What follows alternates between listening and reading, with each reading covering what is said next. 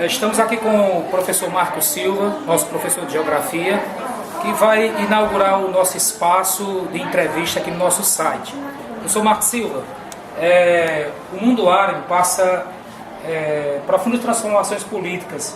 O que é que você teria para nos falar especificamente sobre a Líbia? Na realidade, o conjunto de transformações que ocorre no mundo árabe, especialmente ali no norte da África, já é considerada a maior revolução do século XXI. Não tem como comparar com qualquer outro evento. Alguns tentam comparar com, por exemplo, no final do século XX, com a queda do Muro de Berlim. Eu não vejo muito analogia, não, até porque o Muro de Berlim, o povo do mundo oriental já estava com certa preparação para as transformações, diferentemente do mundo árabe, Especialmente a questão da Líbia, ela é mais problemática, porque cada país tem sua história no mundo árabe, eles são diferentes. Na Líbia, é porque a questão da Líbia, ele envolve basicamente a preeminência de uma guerra civil, porque a região da Líbia ela é governada através de tribos.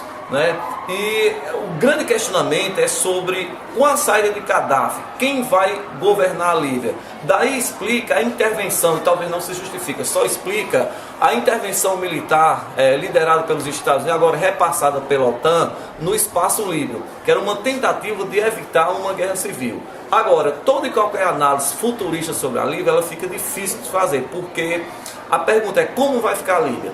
Tá certo? E lembrando que a Líbia ele é um grande produtor de petróleo e é um grande fornecedor de petróleo para os países europeus. Daí talvez a compreensão dessa intervenção militar coordenada pelos Estados Unidos e agora pela OTAN. Como vai ficar a Líbia? Será que vai afetar esse fornecimento de petróleo? E se afetar, como vai ficar os preços do barril de petróleo? Que o mundo ainda não saiu da crise de 2008, então o mundo não está preparado para entrar numa nova crise. Por isso que a história da Líbia é completamente diferente do Egito, é diferente da Síria. Cada país árabe tem sua própria história. Bom, ainda pegando um gancho nessa questão política, só que dessa vez aqui passando para mais próximo da gente, aqui na América do Norte, o que você poderia nos falar com relação à reeleição do Obama, que esteve aqui no Brasil semana passada? Já é da história dos presidentes americanos, seja democrata ou republicano, uma tentativa de reeleição.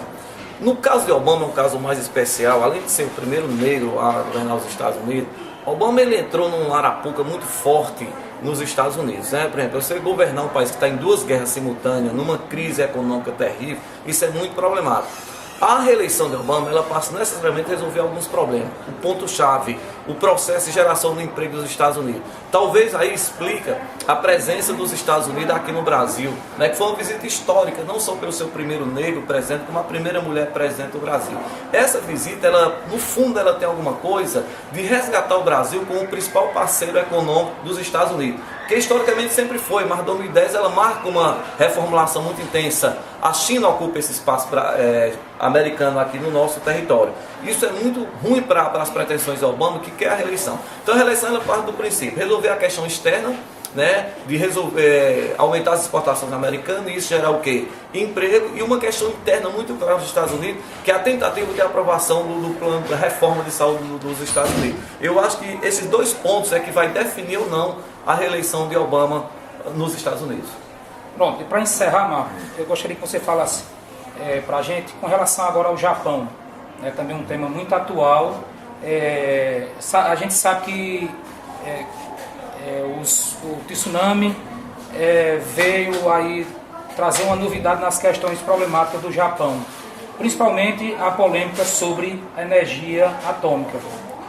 Gostaria que você falasse, encerrando essa nossa entrevista. É importante analisar, porque é o seguinte, o Japão ele é um país muito pobre em recursos naturais. O desenvolvimento da energia nuclear no Japão é uma necessidade. Se você pegar o estudo hoje no Japão, 25% de toda a energia japonesa hoje ela é proveniente da energia nuclear, do enriquecimento de urânio. Então é uma necessidade. É diferente do Brasil, que o Brasil tem água, o Brasil tem sol, o Brasil tem vento. O Brasil tem uma riqueza diversificada, do Japão não. Então é uma necessidade.